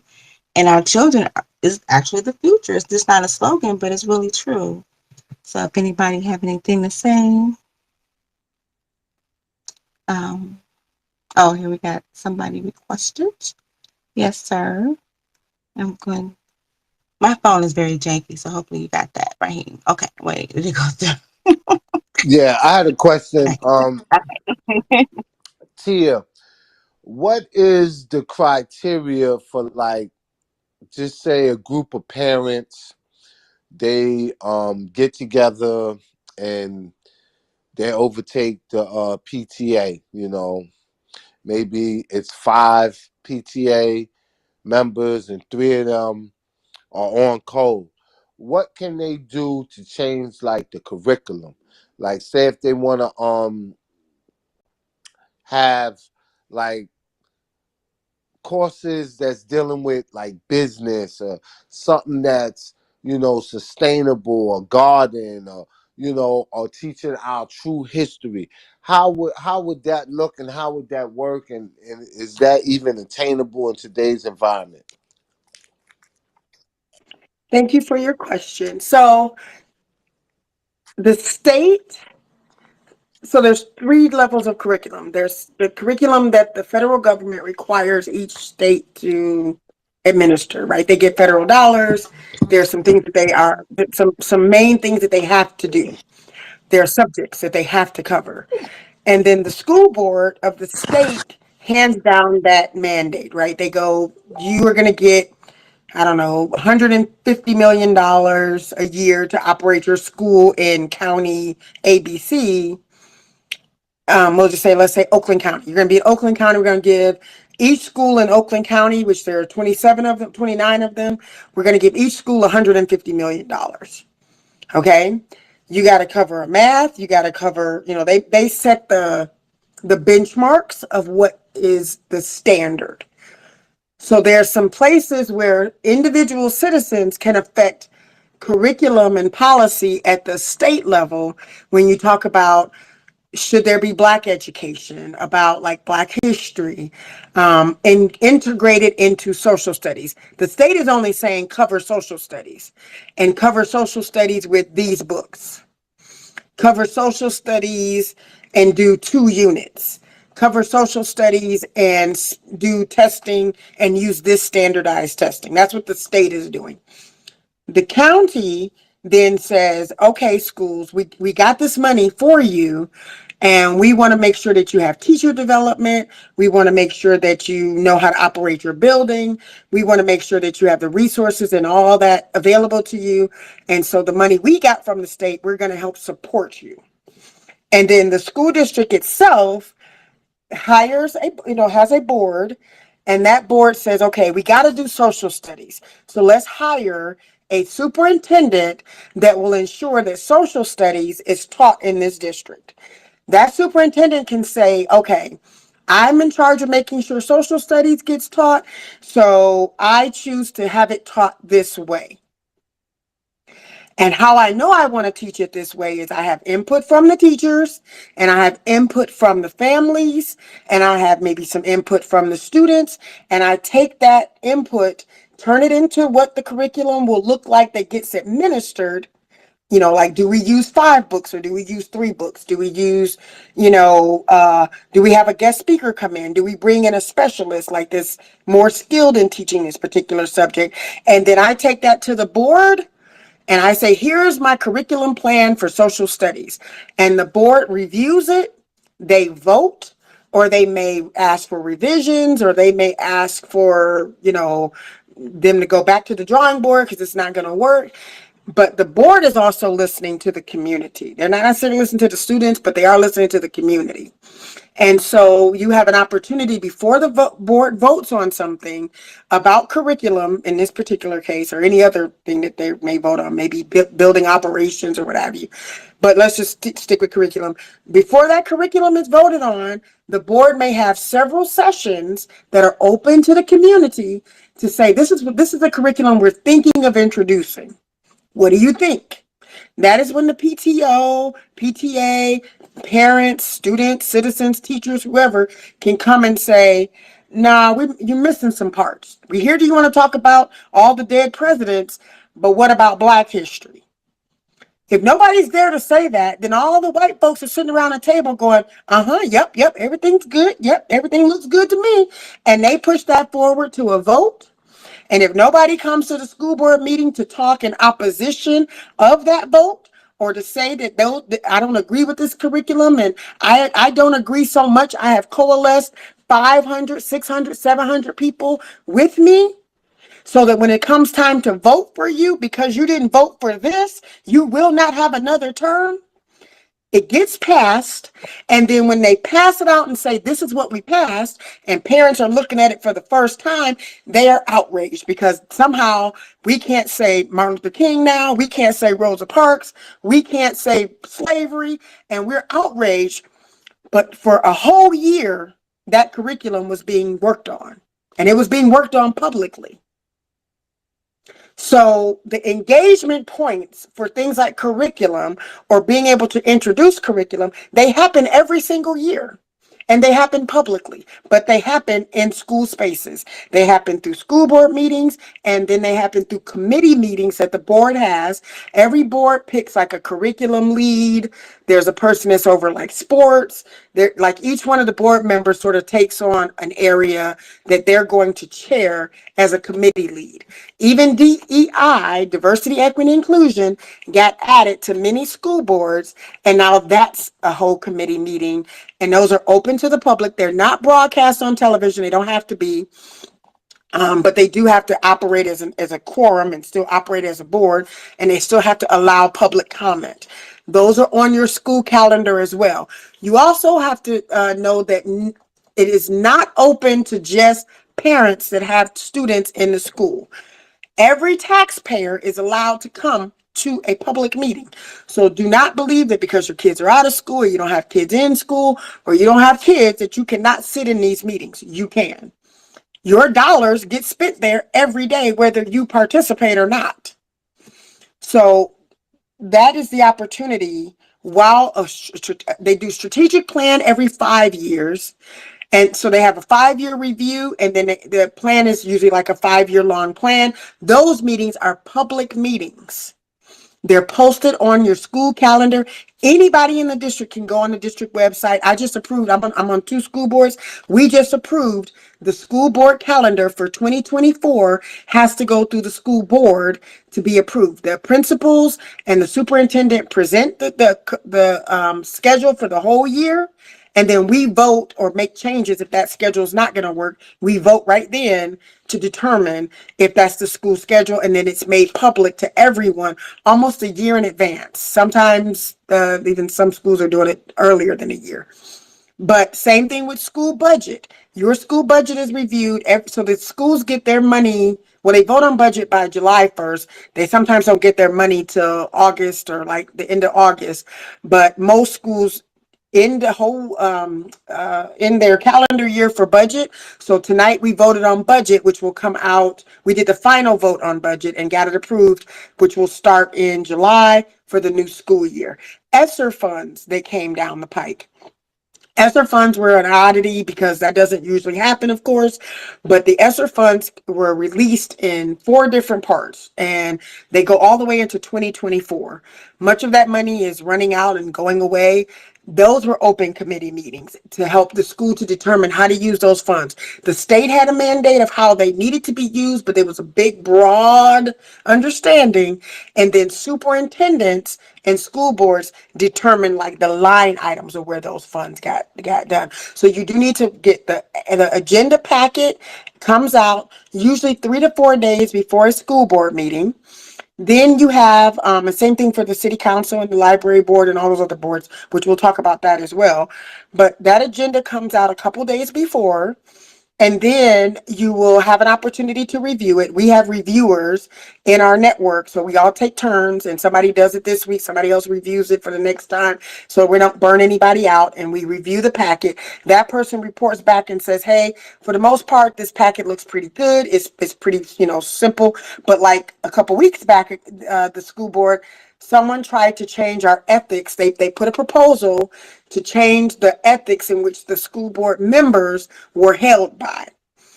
And it was like a hot mess, but they tried to change the way in which we were governed and how we had to govern ourselves. And we didn't tolerate that. We coalesced a lot of community members, but our reader of our packet kind of alerted the rest of us and said, hey, we may have a problem here. We need to get what we call butts in seats. We made the public aware through social media. We called people, we emailed people, we put out postcards so that people would know that they're trying to change the ethical standards of how we operate. And we don't want them to make these changes because they were made in the favor of bad behavior, basically, that would allow the board to do things that they really should not be allowed to do. And so we alerted the community showed up, none of that stuff passed. Why? Because those school board members still want their seat. And when they know that 400, 500, 600, 700 people don't want this, and if they can't physically come to seats, we send letters, we send emails. When that happens, they back off and they vote in favor of the community. But if there's no community to push back and to fight back against these things, especially around Black folks, this stuff doesn't get passed. So I'll stop there because I see a hand up. I'm sorry. Go ahead. It's my hand. Thank you. Now, when you say that, because I'm just thinking right now, like a lot of people may want to attend some of these meetings and be a part of that, but we don't know what to say. I'm saying myself specifically. So should we have like something written up? What do you guys think? Maybe we should have like a group I'm gonna say a male and a female group only because I think it's different. That's just me. But like we can go to a place and we can say, hey, we need to have a meeting. We need to get some butts and seats. We also want to have uniform language, which is important. Because like you're saying, this sounds great, but I'm like, man, wow, what else, can I do? Because I know that I can't be on this. Oh, back this up. You on a school board. Did you have to get voted into that school board? Is that something different that you were saying? You're on mute, Tia Marie. It's two different school boards. One, I'm on a board of regents with the university, and so that is an appointment from the governor. The other is, and you're nominated, you're vetted, and then the governor's office has to review your eligibility, and then you can be appointed. And then the other school board, yes, you can be voted on. That's usually like your high school, your local public school district.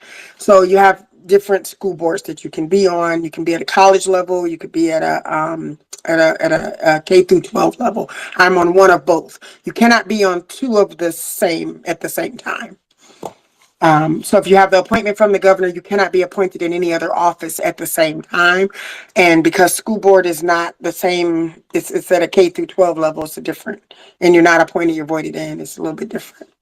Got it. And every Now- state is different, so I'm not going to say it's the same in every state. Every state has like their own little nuances of how you can, or what they may require. You can find out from your clerk's office what your clerk's office or your county election office, what the requirements to run for the different offices are in your community.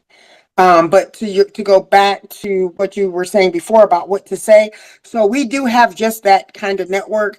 So I recommend two things. One is we have our African American Family Network, which the name I inherited. It's an organization I took over a year ago, but it's been around since like 2000, I believe, in Michigan.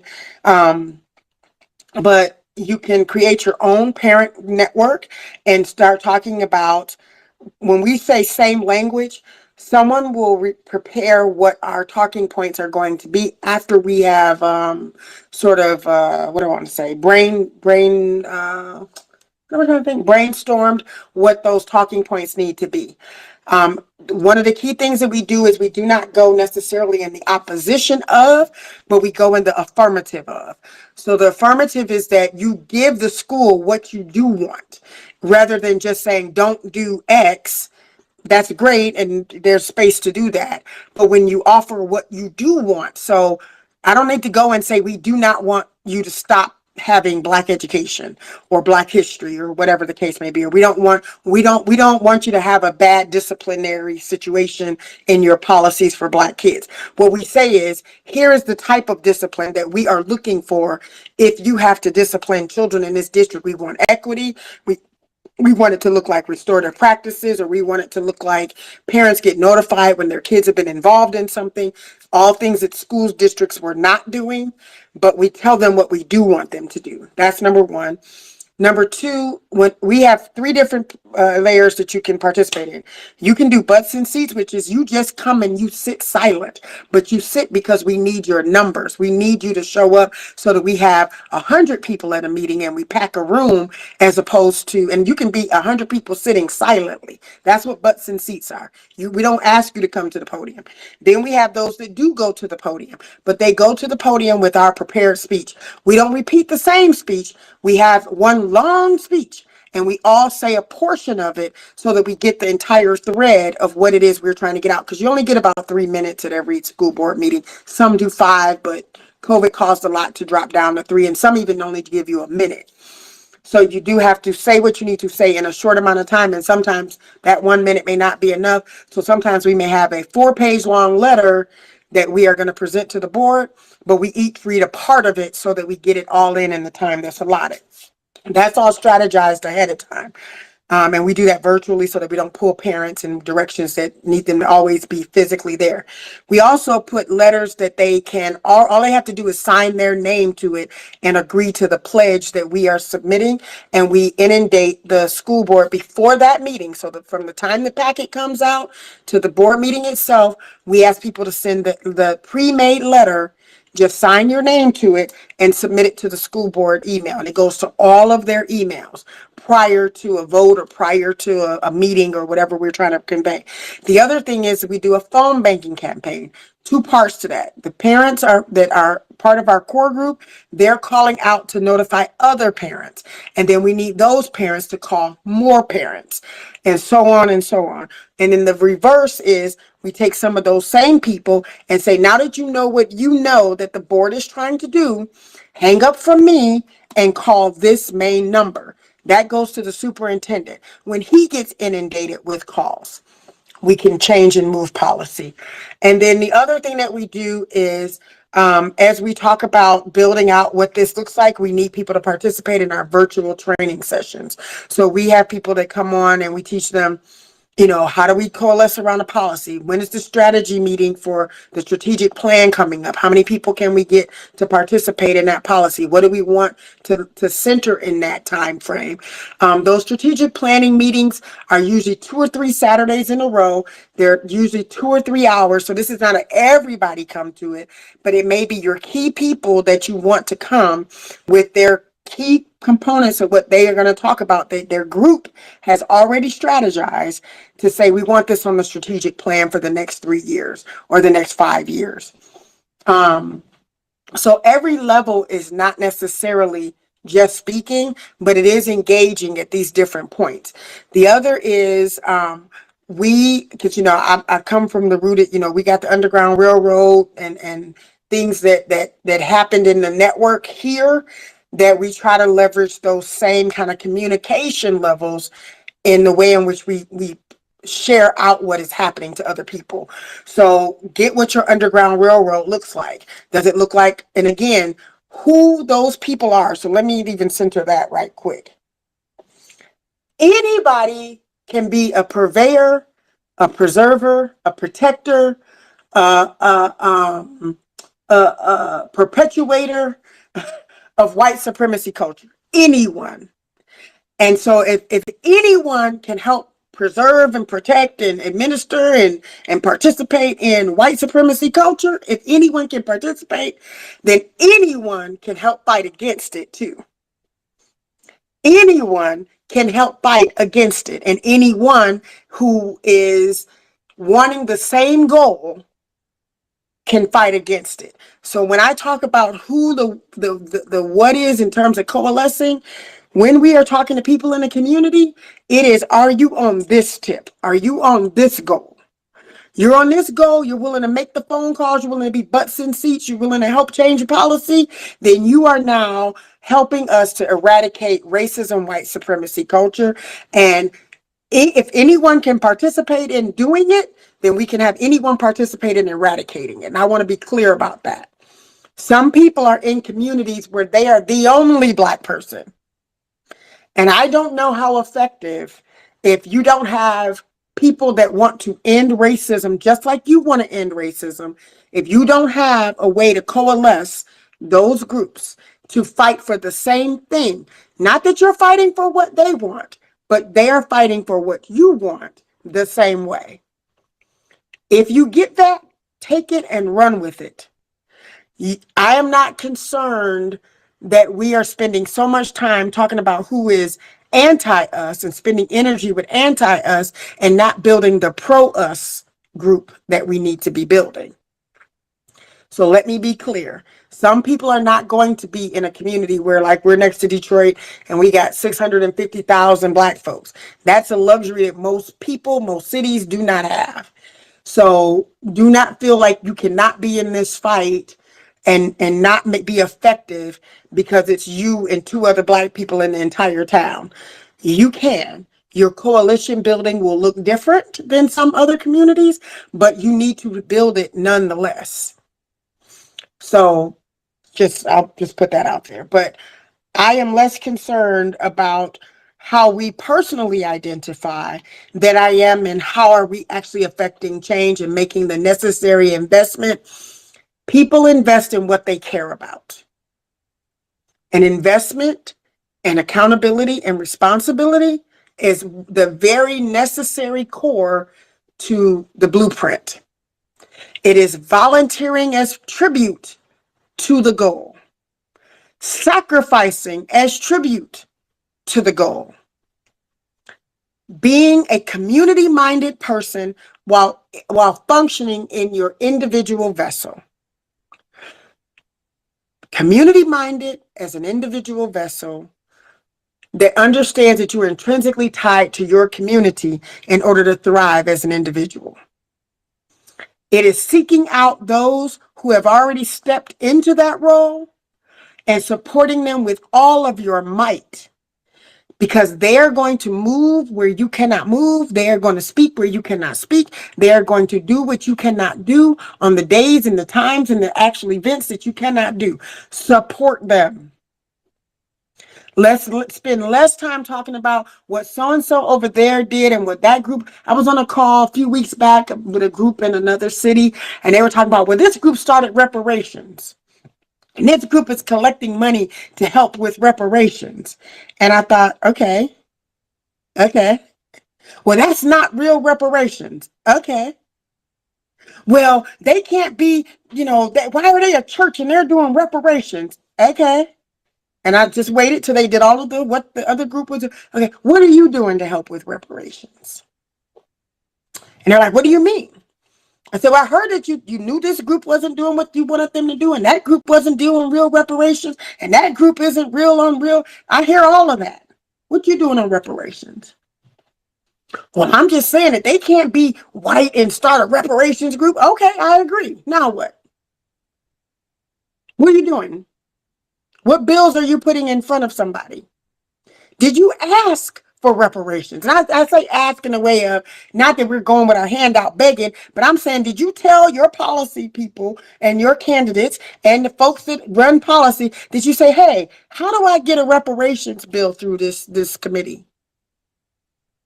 How do I get this candidate that I got in my district that is getting ready to go knock on probably 10 to 14,000 doors? How do I get them to start talking about reparations? That's what I mean when I say ask about reparations. I'm not saying ask for the reparations. I mean, are you asking the right people, the right candidates, the right policymakers, the right people who are in your community who can actually affect change and get out and talk to and use their platform for reparations? Have you had the conversation? Or are you just mad that they didn't intrinsically know from the bottom of their heart and their mind that you sitting on the corner of wherever you live want reparations?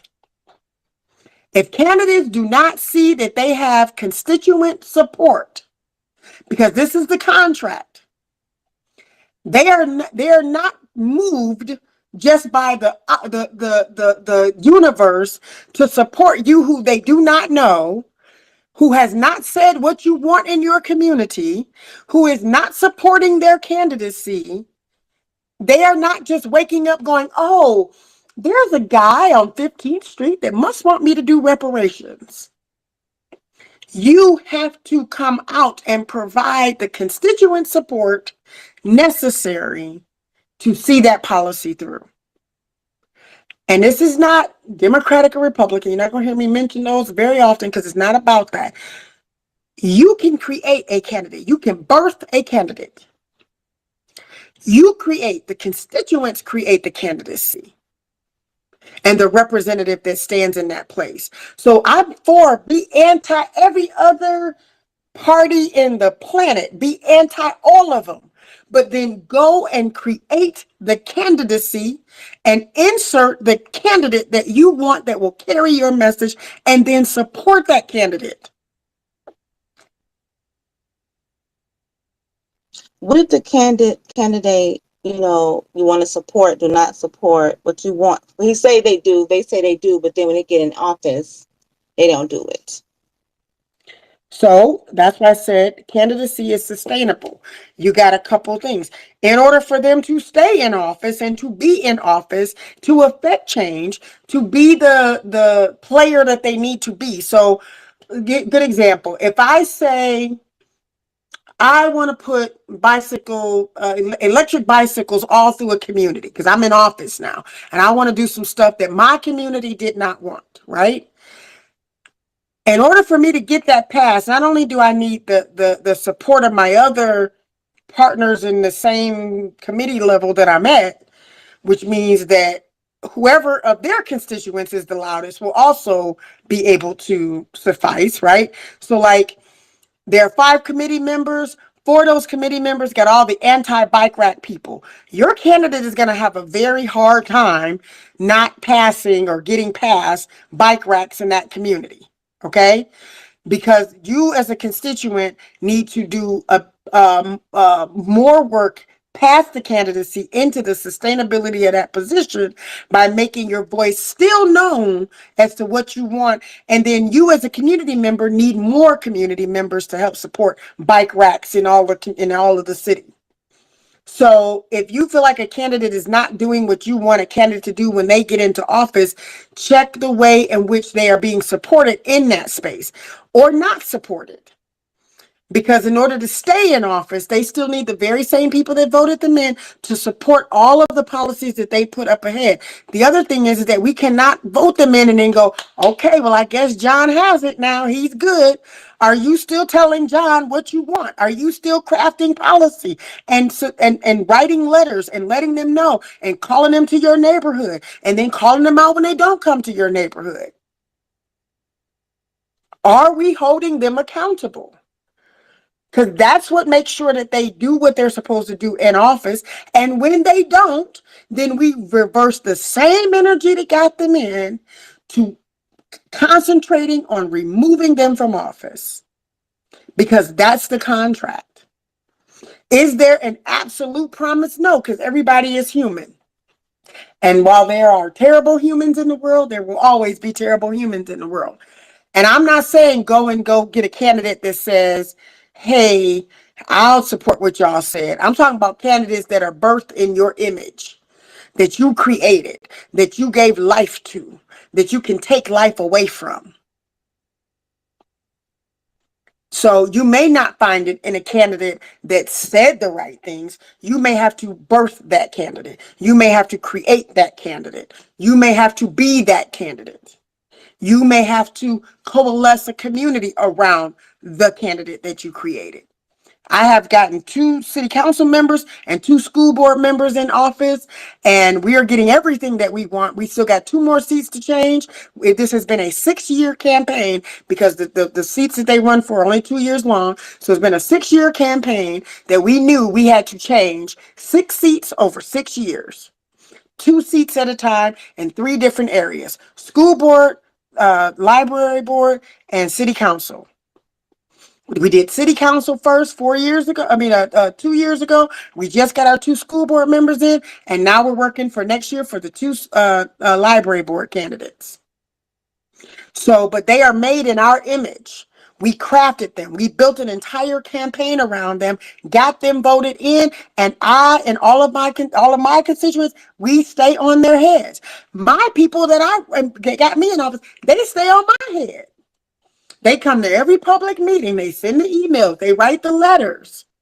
And if I want to hold that position in 2 years, I've got to meet some of those demands, or really all of them if I can. But I've got to show that I have earned my place. But I was created in their image, right? So I'll pause. I think somebody's requesting to come in, and y'all, please forgive me. I just didn't see your hands. But That's go okay. ahead. We have son of Khalid. How are you? I hope you're doing well today. I'm doing fine. How you doing, Chanel? Peace to Peace to you you. as well. Please, I welcome. just came up into the room just seeing how things are going. How to win the blueprint, safe space. I really want to address that piece of and I know this space has been recorded, so I'm not gonna pull any punches, but I want to address about that piece of dog shit that murdered Jordan Neely, Daniel Penny. I've seen people talking about, uh how, this there's been like a lot of I've been I'm sorry. Let me drop down because I might say something that might get me arrested. So because I'm a little mad right now. I'm a little angry. And anytime that anyone is murdered, there should be, the murderer should absolutely be apprehended and brought to justice.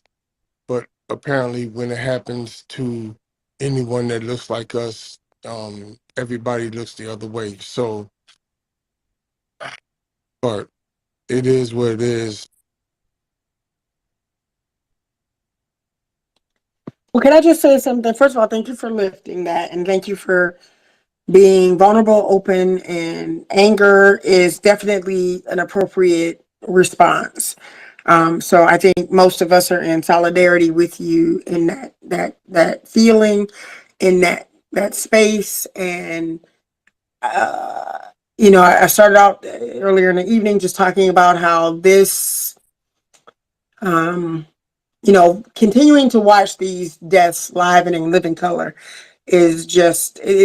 I mean, we can almost set our watch to it. So your feelings, I'm sure everyone else's feelings, and I'm not wanting to talk about that. So I just want to be clear. Because it is so new and so raw, and what we did not do is I don't have a counselor on this call. A few other times we have had them. I don't want to begin to open up trauma for anybody, but not have the supports in place to support them in that trauma. And since this was so new and this space was kind of created for something different, I did not address it because, again, if I'm going to address it, I think the responsible thing to do is to make sure that we have some supports that either people can go offline or people can hear from those professionals that can provide that support. And maybe I will try to see if we can do it. I know we've had Dr. Deborah and some other really skilled social workers and psychologists and people who have dealt with trauma, from violent trauma to racial, sexual trauma. I just believe it is the responsible thing to do is, if you're going to open up that kind of discussion, that you have those supports in place to talk to people about it, either in the space or offline. And we did not have that tonight. So that's why I'm not lifting it as much, because that feeling, those thoughts, those expressions is extremely difficult to manage and extremely difficult to navigate. And I leave that to the professionals. And I believe that there's a space to do that, but I think the responsible thing is to make sure those people are present to help us navigate that. I'm sorry, Tia Marie. I didn't mean to take it that I just saw it in the jumbotron, so I just wanted to address Yeah, that. That's the only reason why. yeah. Yeah, no.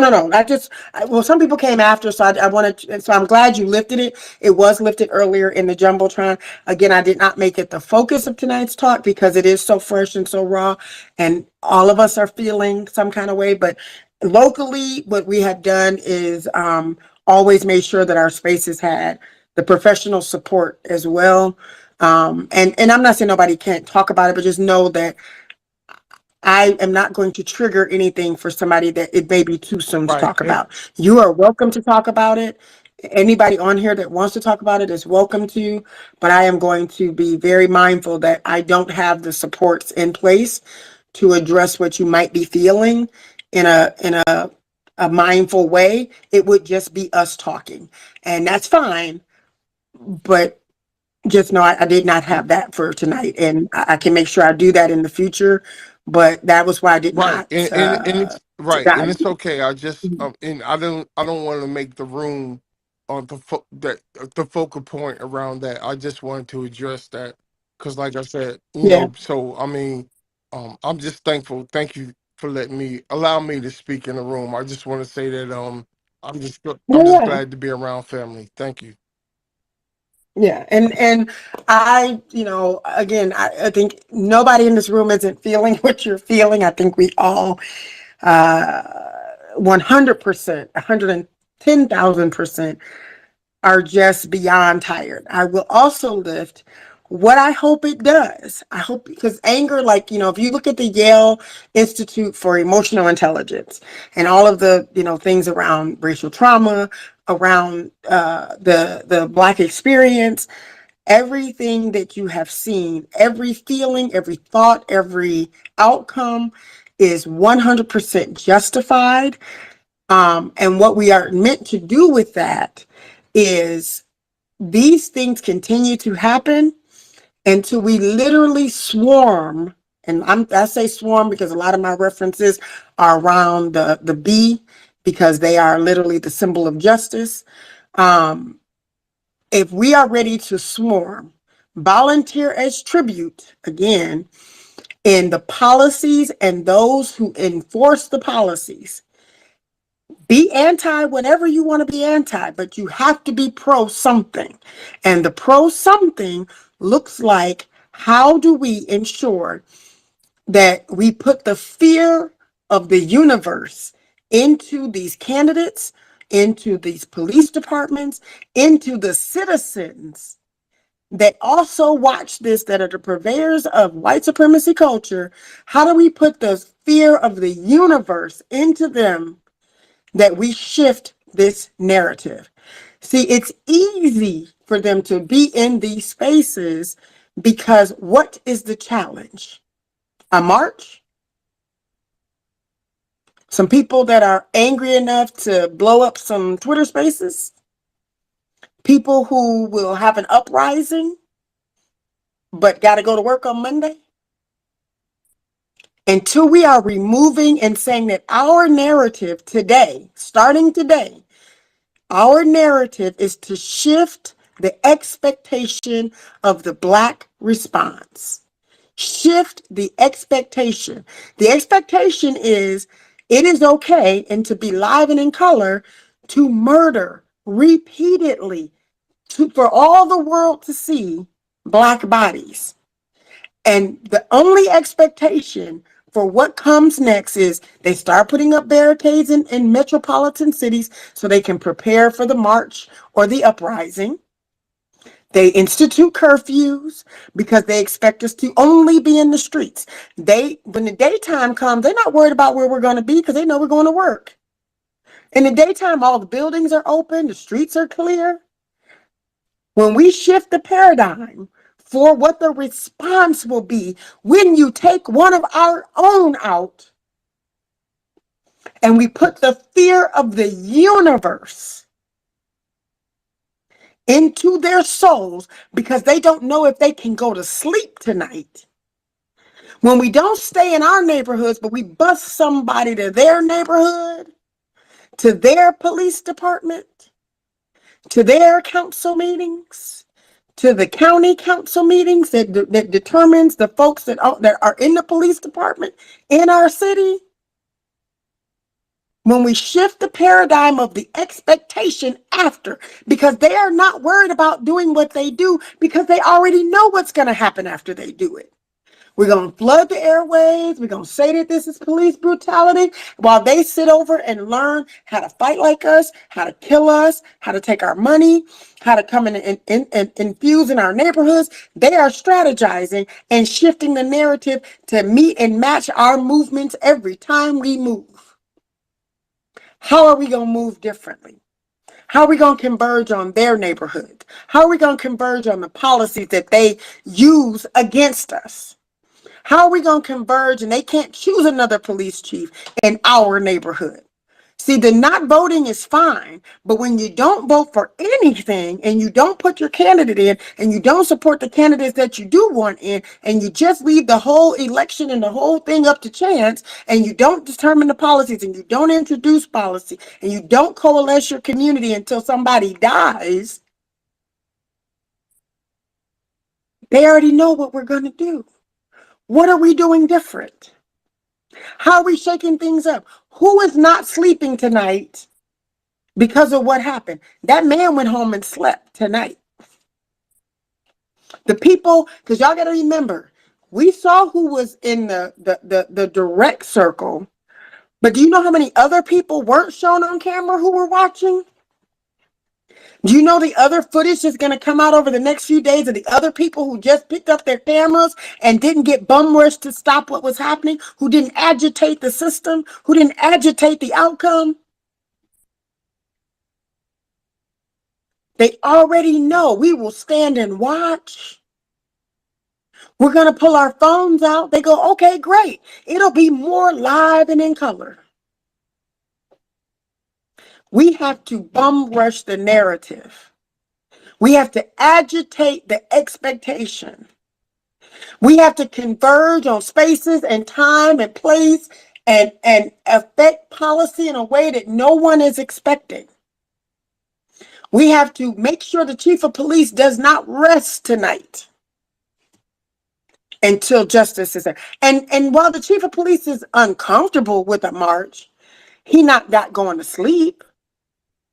He's not worried that we're coming to his neighborhood with that march.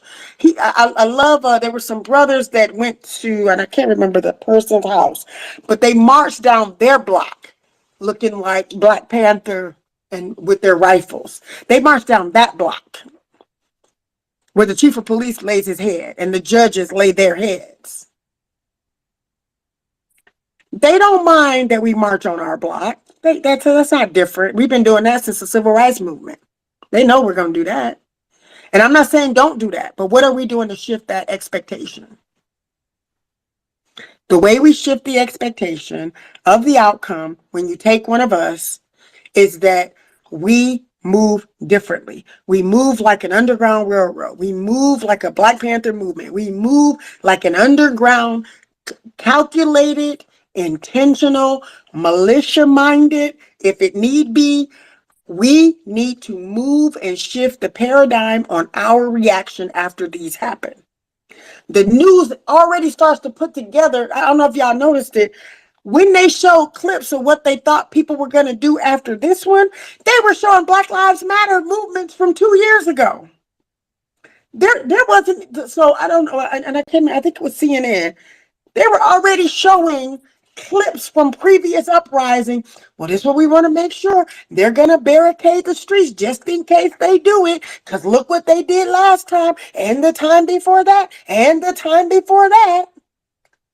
The news already got the reel. You know, they have the in memoriam reel when somebody died. They already 10 seconds later, the person died at 9 o'clock. By 9:01, they rolling the life reel. They were rolling the Black protest reel right after this happened. From the Ferguson, the Black Lives Matter, they were showing previous protests and saying all these communities are bracing for the street protests. What if we sit this one out and then come to their neighborhoods and show up tomorrow morning? What if we say, we don't care about your nighttime curfew. You better start looking at a daytime curfew because we're going to be everywhere after this happens. I'm just saying. I'm not going to tell people how to protest. I'm just saying. I'm going to pause if there's any hands or requests. I'll pause. No, and actually there is. I know you guys, it's a great conversation, but it is getting late, Tia Marie. I know you didn't want to be on here very long. And so I know we all have some things to do in the morning. I know you do, very busy. But so one of the things that I've learned today, on Saturday, I'm going to go and visit 2 Black businesses over here where I live at. I'm also going to be a part of the Butts and Seats. I can definitely do that. And then the third thing, I do want to talk about that, but it's going to go really kind of deep because it kind of really correlates to what you're saying about Brother Jordan Neely, where, you know, our Black male children, you know how you're talking about. Oh, about the 75 kids that we heard? Okay. Yeah. I can talk about that a little bit. It'll be a little bit, it'll be a major shift, but I think. But that kind of really correlates into what happened to our brother Jordan, right? Because they're not listened to. No one listened to our children and what they're going through. So they become the same as a child. They become that as an adult. So it doesn't change. And this is what happens. And we need to be a community. Like you were saying earlier, we have to love on each other a way lot more than we have been. Yeah.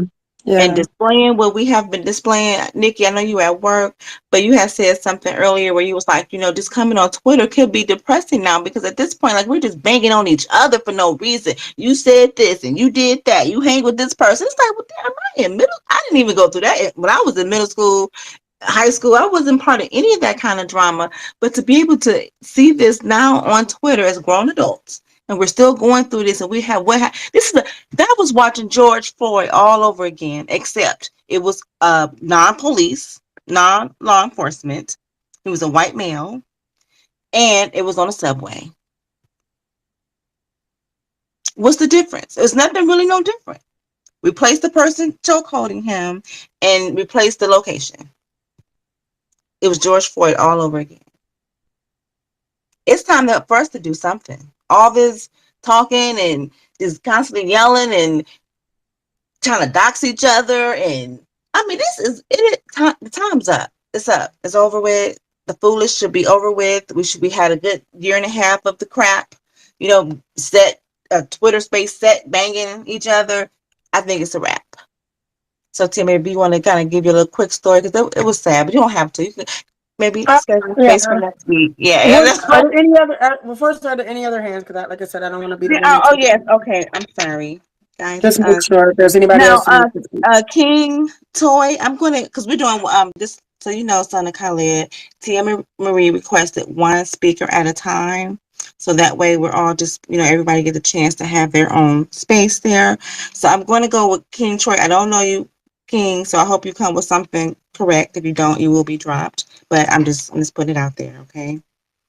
So King Toy, I think that's how you say your name. I'm trying to approve you. If it don't work, then I'm sorry. Yes, how are you all today? This is my first time on Twitter Spaces in a very long time. I'm normally on Clubhouse, but to this title, I realize, well, one, I would say I'm neurodiverse, high functioning on a spectrum. I think way differently than a neurotypical world. Being the future mind, I realize there's one big issue before you even speak about this subject, because this is something people want to speak about, but then go back to doing their everyday lives once things die down, and almost wait for the next incident to come where it deals with someone outside of the Black culture offending us. Within the culture, I grew up in an all prestigious white community, and I moved back to the city, and I realized that the issue isn't racism, it's racism within our own culture. I realized there's no love, and when there starts to be love is where we could genuinely change. Rap music is the biggest reason for why we have this life that we're living, because the neurotypical world lives on a following aspect, to where if they think it's cool, I'm going to do it.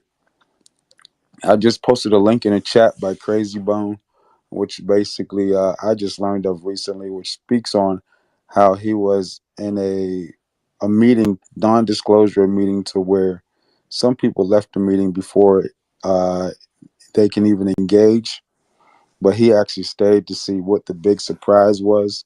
And it literally talked about how in the 70s they created these prison systems to fill them, and they wanted to have the rap music be the narrative of our culture. The sad thing is, we could talk about this, but if we talk about someone in our own hood, snitches get stitches, or don't talk about that, or we could disrespect one another, and it's a social norm. I think we need to start really concentrating on our own community and start doing protests within our own community the same way we do whenever a police kills someone.